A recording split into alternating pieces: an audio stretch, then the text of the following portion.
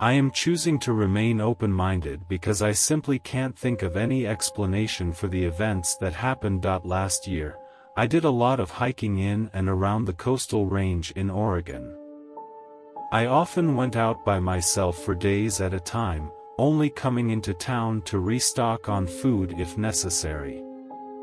I purposely chose camp locations that were secluded and had little foot traffic, avoiding popular areas altogether. During this period, I only had a cell phone with me, no bright clothing, GPS tracking device, or emergency beacon. In hindsight, that might not have been the smartest decision. There were times when I heard and saw things in the forest that I couldn't recognize, but nothing compared to the incident that happened in May 2013. After restocking in a small town, I started walking back to my campsite at dusk. The trail I took was not well traveled and looked more like a deer path. It was dark, but the moon provided enough light to see the trail. I don't usually listen to headphones while hiking, as I prefer to hear what's around me for safety reasons. Suddenly, my mind stopped mid-thought. I hadn't heard anything specific, and there was no sound of wind or birds. However, I became acutely aware that I was not alone on the trail. What was odd is that even though I didn't see or hear anything, I just knew that something was right behind me, about 30 yards down the trail, hidden in the bushes. I still have so many unanswered questions about how I could feel this presence there, even though I couldn't see it. It felt like I was being taunted, and I sensed that there was some animal or person down that trail who knew that I knew it was there. That's what scares me the most. I turned around and started walking quickly, trying to ignore the panic and focused on getting back to my camp. As I hurried along, I heard a rushing sound and the sliding of something across the dirt trail. It happened 4 times, each time getting closer to me. It was a terrifying experience, and I managed to keep my composure and continue walking without looking back. Whoever or whatever it was followed me for the majority of the next hour. Finally, that intense feeling of being watched gradually faded as I reached my campsite. I couldn't sleep a wink that entire night, and when morning came, I decided to retrace my steps. I saw some tracks, possibly from a mountain lion or something similar. I'm just relieved that I never had to confront whatever was following me.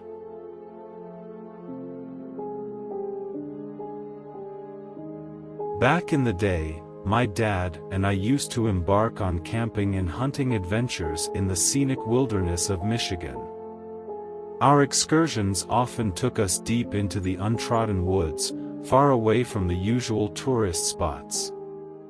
My dad had an adventurous spirit and loved pushing the limits.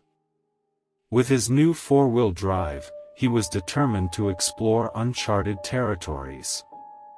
After a long and sometimes nerve-wracking journey, we found ourselves in a remote clearing just as darkness settled in. Swiftly, we set up our tent and prepared a quick meal before retiring for the night. It wasn't until the next morning, under the bright light of day, that we truly took in our surroundings. The clearing seemed to have been a frequented campsite, evident from the remnants of a fire, scattered firewood, and trampled grass, as if someone had spent considerable time there. Eager to uncover more secrets of this mysterious area, we ventured deeper into the forest. The density of the trees made it impossible for our truck to proceed any further.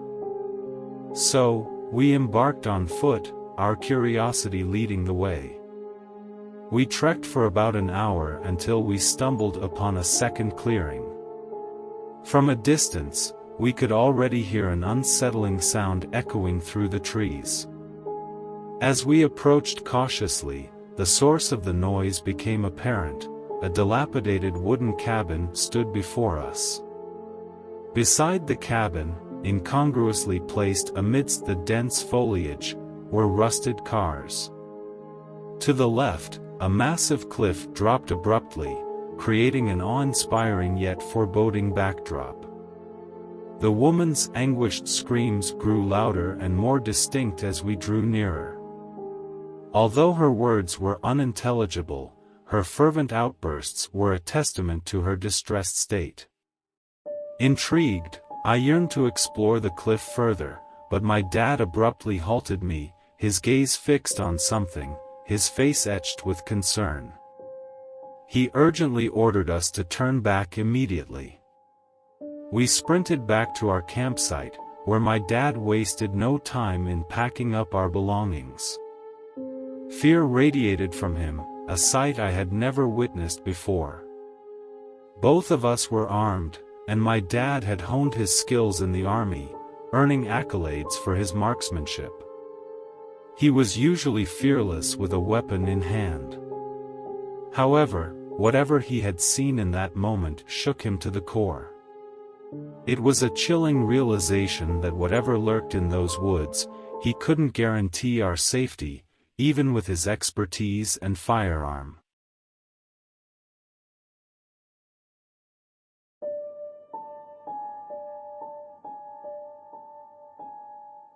A few months ago, while driving home from work late at night, I encountered a distressing situation. It was around 11 o'clock, and I was tired and eager to reach home and get some rest. The route usually took me about 20 minutes, and I had already left the highway, driving on a quieter road. Less than 10 minutes remained until I reached my destination. As I drove past a few businesses, I noticed a woman standing on the road ahead. She appeared to be holding a baby in her arms. Seeing her wave frantically, I slowed down and eventually stopped my car near her. She approached my vehicle and asked if I could give her a ride. She explained that she only needed to travel about a mile down the road to her neighborhood. Without much hesitation, I agreed to help her. Her desperation and the presence of the baby compelled me to assist her without further inquiry. She got into the back seat on the passenger side, expressing her gratitude and happiness for my willingness to provide a ride. I asked her for the exact location she needed to go, and she assured me it was just up the street, promising to guide me when to turn. As we drove, I engaged in pleasant conversation, asking about her baby's age. She informed me that the baby was 5 months old and asleep. She held the child close to her body, gently rocking it from side to side. I was relieved that the baby hadn't woken up during the drive. However, as time passed, I realized we had been driving on this road for much longer than a mile. After a few minutes, I asked her if I had missed the turn, but she assured me I hadn't. Nevertheless, it became evident that we had traveled for almost 10 minutes, much farther than I anticipated. I started to feel annoyed that she had misled me by stating it was only a mile. This detour was taking me away from my own destination, but there was little I could do about it at that moment. Once again, she reassured me that she would let me know when to turn. We continued driving in silence, and at one point, I glanced back at her and the baby in the rearview mirror. To my shock, I discovered that the baby was not real. It was an unmistakable fake, resembling a realistic doll. Suddenly, a wave of unease washed over me. Who was this woman, and what was her true intent? She directed me to turn at the next road, which was considerably quieter and lacked streetlights. I followed her instructions, and as I looked in the mirror, I noticed she was once again holding the fake baby to face her. Proceeding down that road for about half a mile, she instructed me to take the next right, leading us onto a secluded dirt road. My sense of unease escalated further. She claimed it was her street and that she would inform me when to stop. As I slowed the car to about 10 miles per hour, we traveled a significant distance on the dirt road until she suddenly said I could stop right there. The moment she got out of the car, I heard a noise and realized she hadn't closed the door. I looked back and saw a man emerging from behind a tree on the roadside. Another man emerged from the woods in front of my car. They were rapidly approaching me. Reacting instinctively, I hit the gas and quickly swerved to make a U-turn. Amidst the chaos, I heard the woman yelling at them. Someone attempted to grab my door, but it swung shut just in time due to my evasive maneuver. Fortunately, no one managed to enter the car. After completing the U-turn, I saw one of the men standing in the middle of the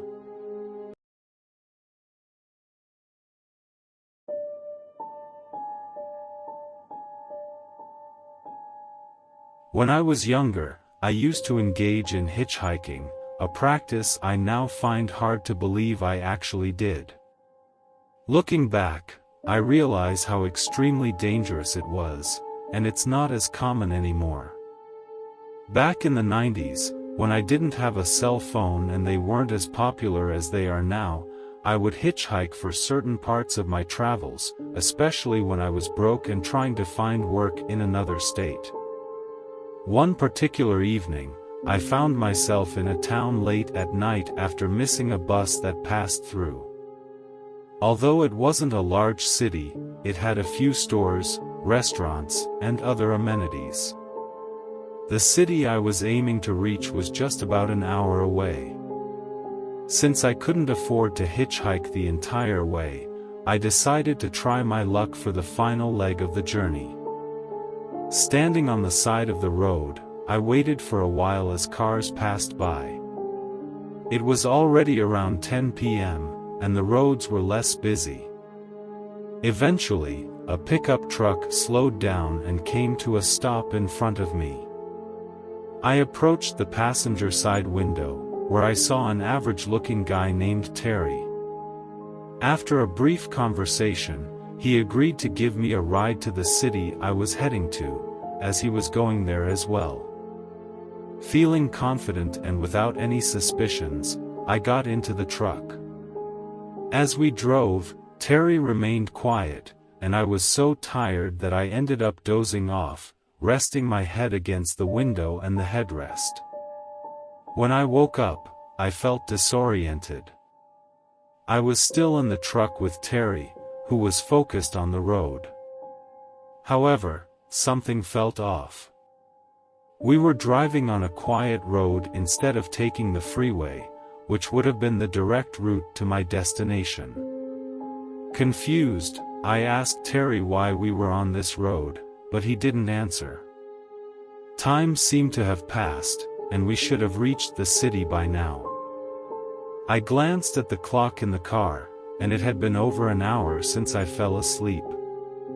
The situation became even more unsettling when I realized there were no detour signs or any indication of a legitimate reason for us to be on this isolated road.